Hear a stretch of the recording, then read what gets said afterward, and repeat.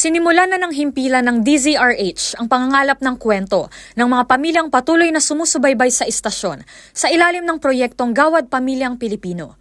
Ang Gawad Pamilyang Pilipino ay bahagi ng nalalapit na pagdiriwang ng ika-85 anibersaryo ng DZRH sa ika-15 ng Hulyo na may temang Sama-sama sa ika-85, kung saan itatampok ang mga pamilyang may natatanging kwento, kung paano nila namana at paano naging bahagi ng kanilang buhay ang pagsubaybay sa radyo at mga programa ng DZRH.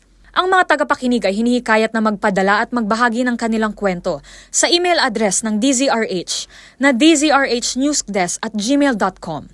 10 pamilya ang mapipili na maibahagi ang kanilang kwento sa publiko at maaaring makatanggap ng regalo mula sa istasyon. Tumatanggap ang himpilan ng magsusumite ng kanilang kwento hanggang ika-30 ng Hunyo. Makikita rin ang detalye ng proyektong ito sa mga social media accounts ng DZRH. Para sa MBC TV Network News, ito si Rose Babiera. Sama-sama tayo, Pilipino.